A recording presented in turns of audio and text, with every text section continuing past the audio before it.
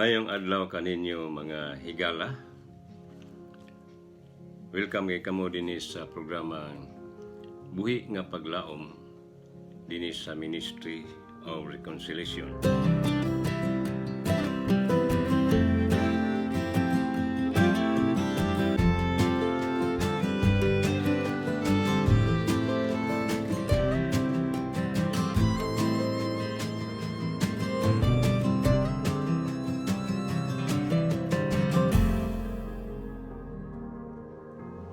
Magabasa ako ug mag-esgot na sab ako sa pulong sa Ginoo dinhi sa John chapter 1 verse 1. Ingon dinhi sa New King James Version ako kining pagabasahon.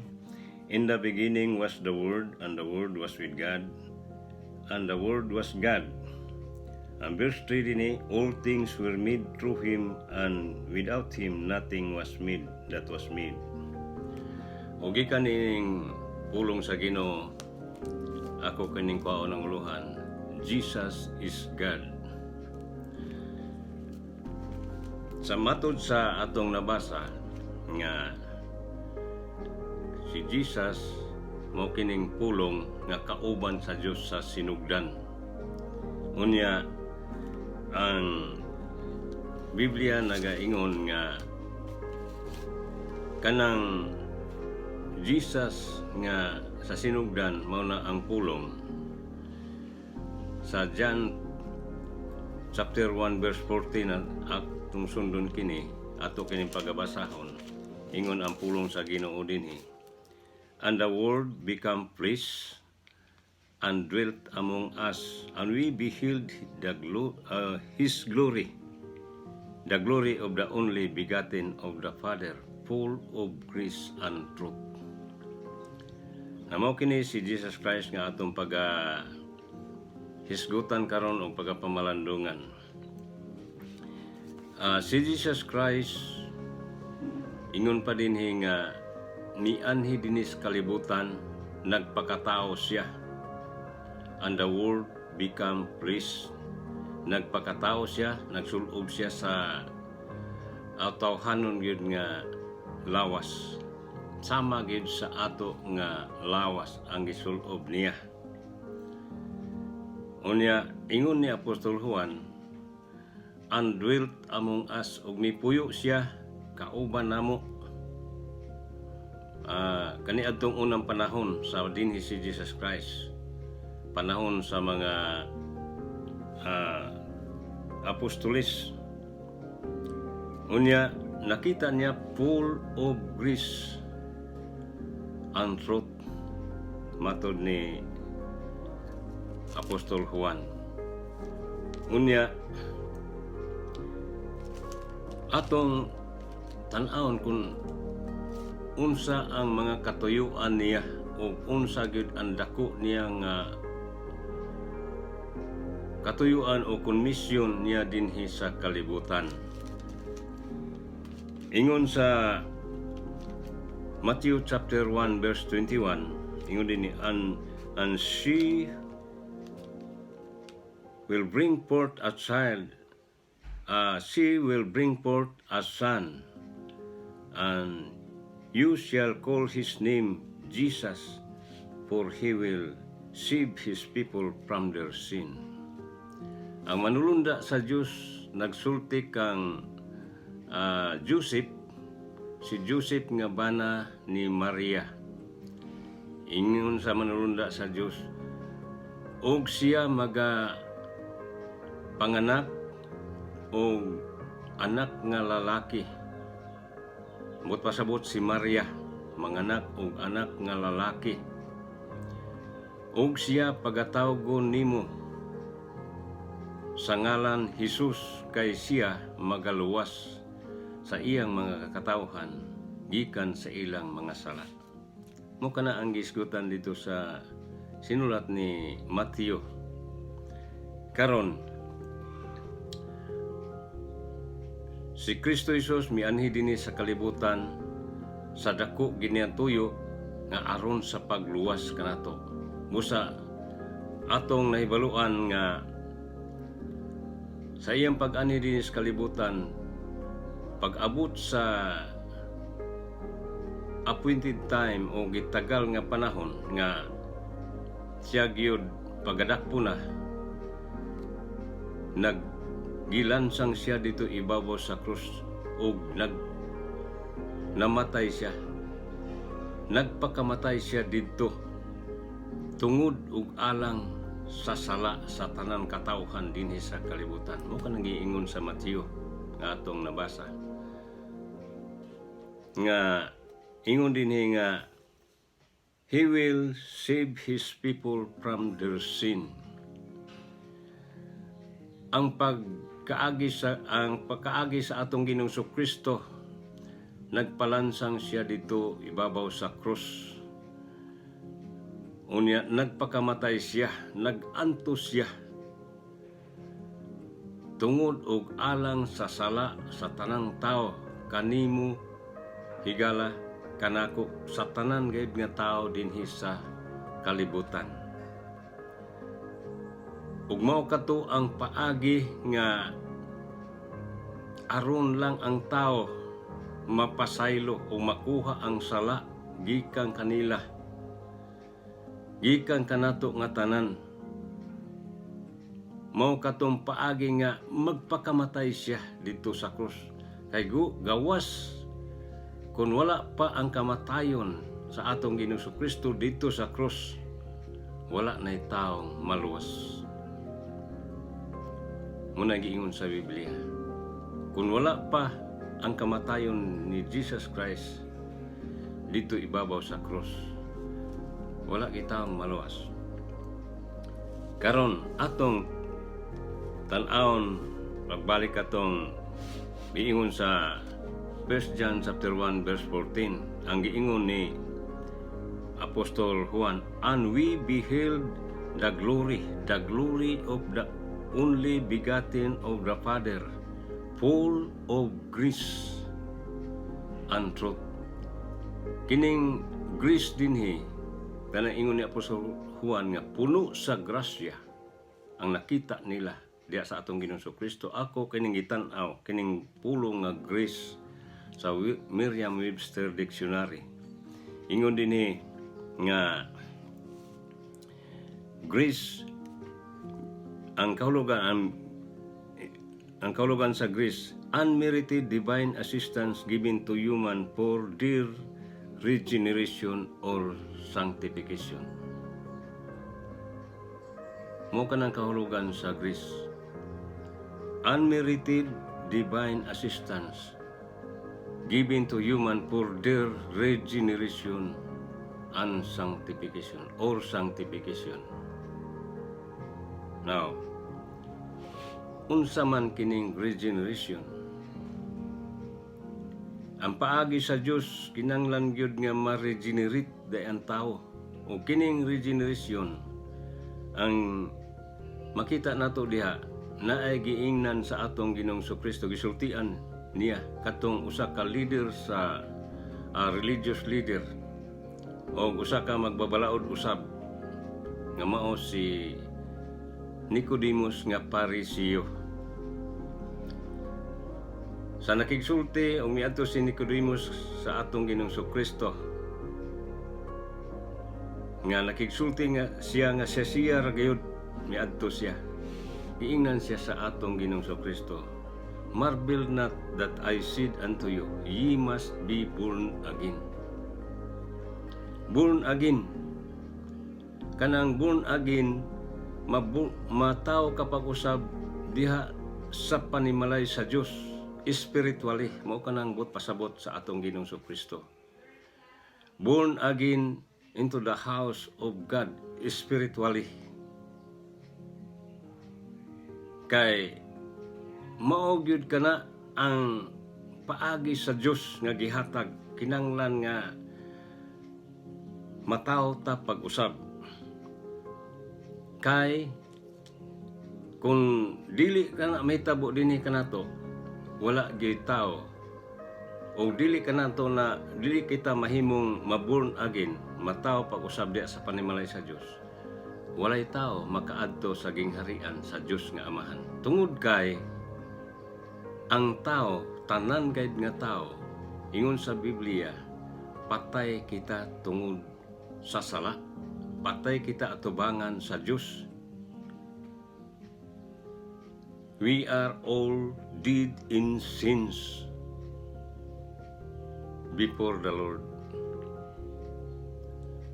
Patay kita atubangan sa Diyos tungod sa sala. Ang Roma Kapitulo 5, versikulo 12. Matud ni Apostol Pablo, ingon dinhi, wherefore as by one man sin entered into the world, and death by sin, so death passed upon all men, for that all have sinned.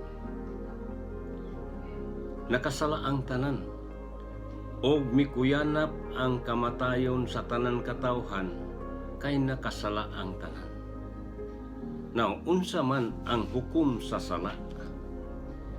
Ang Revelation chapter 20 verse 14, and death and hell were cast into the lake of fire.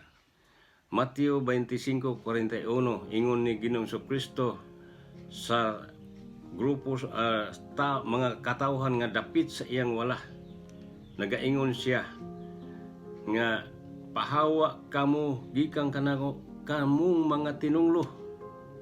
Pahawa kamo gikan kanako ngadto sa kalayo nga walay pagkatapos nga giandam sa yawa uban sa iyang mga manulunda. Mo kanang giingon sa atong Ginoong Kristo sa panahon na nga naghukom na siya sa tanang katawhan nga nias kalibutan. Panahon na nga hukom na, wala na kining kalibutan. Kay gihukman na sa Diyos ang tanang tao, miabot na ang dakong adlaw sa hukom sa Diyos. Mo katong ipapahawa sa atong Ginoong Kristo katong mga tao nga ingon pa niya, kamong mga tinunglo, mga taong mamumuhat sa dautan, mga taong makasala, mga tao nga wala tao pag-usab diha sa panimalay sa Diyos. Now, ang Hebrews 9:27, usa kini kadelikado nga pulong sa Ginoo kung ato kining sabton. Ingon dinhi, it is appointed unto men once to die, and after this the judgment. Ginabut-an na sa Diyos ang tao nga mamatay gayud kausa. Human na sa kamatayon, hukom na. Wala na chance nga inunta makapaminaw sa pulong sa Ginoo, makatuo sa wali sa maayong balita sa kalawasan. Wala na tsansa, wala na kahigayunan. Tungod kay ingon dinhi, after death o after this the judgment. Human mamatay ang tao, hukom na. Ug mao kanay naaguman sa tao kanang naa sa Lucas Kapitulo 16, versikulo 19, taman sa 31 kanang taong dato diha, human siya mamatay, ingon sa Biblia, and he lift up his eyes being torment. Nahukman na siya dito sa kalayo, human sa iyang kamatayon. Sa pikas bahin ang taong matarong atubangan sa Diyos, si Lazaro. Ingon pa sa Biblia, ng pagkamatay ni Lazaro, idala siya sa manulunda sa Diyos dito sa Abraham's bosom. Ug sa atong panahon karon kanang Abraham's bosom mao na kanang langit. Sa atong panahon karon. Usa giingon ako kaniha nga usa ka delikado nga butang ang maaguman sa tao human sa kamatayon, kining nasa Hebrew 9:27. Kausa mamatay ang tao, hukom na dayon. Unya, ang diingon sa Biblia nga kinahanglan gyud nga ma-regenerate kita. mataw ta pag-usab matud ni Ginoong Kristo ngadto sa usa ka parisyo. Ye must be born again. And John 3:16, unang giingon sa John 3:16, for God so loved the world that He gave His only begotten Son, that whosoever believeth on Him should not perish but have everlasting life. Whosoever believeth on Him, higala igsoon, ikaw, kitang tanan nga tao, gihigugma sa Diyos. Gihigugma ikaw sa Diyos. Mianhi si Jesus Christ dinhi, puno sa grasya. Nga ang grasya, ang kahulugan sa grasya nga unmerited.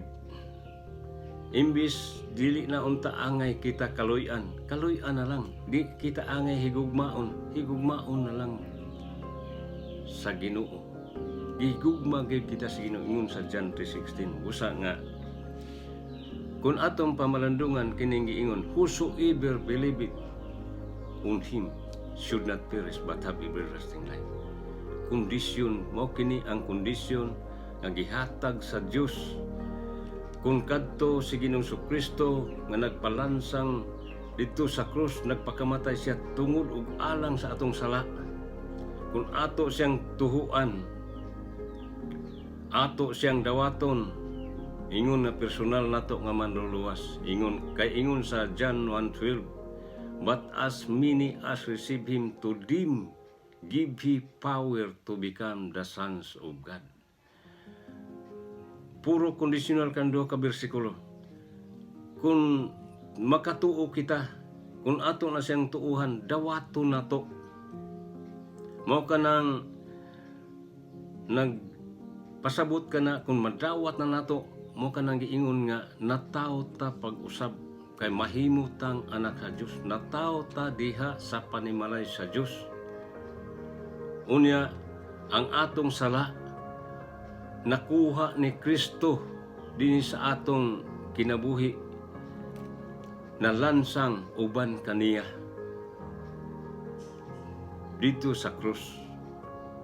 Sa kondisyon tuuhan nato ang iyang gibuhat dito, ang iyang pag-antos dito. Nagpaaga siya sa iyang dugo ug nagpakamatay siya tungod ug alang kanato, kanimo, kanako, kanatong tanan ng mga tao. Usa, kung tuuhan, ingon nato sa Biblia, kung tuuhan nato ug dawato nato, mahimo kitang anak sa Dios. Naa kitay kinabuhi nga walay katapusan. Whosoever believeth on Him should not perish, di kita mawala, but have everlasting life. Everlasting life dito sa langit, kay anak kita sa Dios. Himuon kitang anak sa Dios. Munang ingon sa John 1:12. To them give He power to become the sons of God. Kung ato siyang dawaton sa kinasingkasing. Ug mao kana ang kahulugan sa giingon sa atong Ginoong Kristo kang Nicodemus. Ye must be born again. Mosab kita, kinanglan mataw gid kita pag-usab diha sa panimalay sa Dios. Kay gawas ni ana dili gid kita makasulod o makaadto sa gingharian sa Dios. Matod ni Jesus Christ, John 14:6, I am the way, the truth, and the life. No man cometh unto the Father but by me. Kinanglan dawaton ginato siya. Kay siya ang dalan, ang kamatuoran ug ang kinabuhi. Naara kang Jesus Christ. Kung tingali inunta nga, mituo naman ako, moingon ka, mituo naman ako si Kristo Jesus namatay na dito ibabaw sa krus tungod sa sala sa kalibutan. Kung wa kay pagabuhaton sa imong pagtuo, kulang pa na higala. Ingon sa Biblia, but as many as receive Him, sa John 1:12, to them give He power to become the sons of God. Kung igo ka lang nga tuo na humana ang gibuhat ni Kristo, wala pa ka mahimong anak sa Diyos. Dawata si Kristo Jesus, aron ka mahimong anak sa Diyos. O mahimo ka ng anak sa Diyos mo na ka nang giitawag nga na-regenerate na ikaw. Regeneration. Nataw ka diya sa panimalay sa Diyos. Unsaon nga paagi, higala, nasayod ako nga gusto dili ka buot mahukman sa silot sa kalayo sa impierno, kay walay tao gayud nga gusto anak. Ang gusto gayud sa tao, sama kanimo karon. Sama ka nako. Gidawat nako si Ginoong Kristo pinaagi sa pagampo. Gituuhan ako, gidawat nako ug nahimo gyud akong anak sa Dios 100%. Doon ako'y kinabuhing walay katapusan. Kung mo-exit na ang ako dinhi niining kinabuhi, dito ko paingon sa langit. Tigala igsoon, musab ka na imong buhaton, kinahanglan gyud mahimo kang anak sa Dios. Magampo ka sa ingon ani nga pagampo. Magagiya lang ako kanimo. Labing balaan nga Dios Amahan nga langit nun, salamat nga imong gipadala si Ginoong Kristo dinhi sa kalibutan aron sa pagpakamatay tungod ug alang sa akong sala. Ginoong Kristo, pasaylo ako sa akong sala. Sulod ka karon sa akong kasing-kasing kay dawaton ko ikaw nga personal akong manluluwas. Hari nga akong kinabuhi kay ikaw lang akong alagaron ug simbahon sa tibok na akong kinabuhi. Sa ngalan ni Jesus, amen. Higala kon kadto nga pagampo imong iampo sa kinising-kasing gayod. Kung nagampo ka, sunod ka nako sa kinising-kasing gayod, karon anak ka na sa Dios ug nataw ka na pag-usab diha sa panimalay sa Dios, sa espirituhanon nga pagkataw, anak ka sa Dios karon ug di na ka hinukman sa silot sa kalayo sa impierno. Ang imong ngalan nasulat na sa basahon sa kinabuhi. Apan kung wala pa ka magampo, ayaw gyud palabya kining higayon. Magampo ka, walay maalkansi nimo. Magampo ka sa imong kaugalingon. Di ka maalkansi, walay makulang nimo. Og makabaton ka kung kinising-kasing lang ang pagampo nimo, makabaton ka sa kinabuhi nga walay katapusan dito sa langit. Mo ka na igala ang paagi sa kaluwasan. Hinaot nga kinimpulong sa Ginoo, masabtan nimo. Ako mag-ampo. Balaan nga Dios, salamat gid sa imong pulong nga among nahisgutan. Gami og panalangini kadto nga masabtan gid ug modulot gid sa kasing-kasing sa mga nagapaminaw nini. Himo Ginoo kung naa sila sa mga balatian. Labi na nining coronavirus. Ayuha sila Ginoo. Atagi pa sila sa lain nga higayon o chance nga sila mabuhi pa aron sila Ginoo. Kung mahimo o kung makatuo sila, kung dawaton nila si Ginoong Kristo, makaalagad pa sila kanimo Ginoong Dios. Salamat gid kaayo sa imong pulong Ginoo sa ngalan ni Jesus. Amen.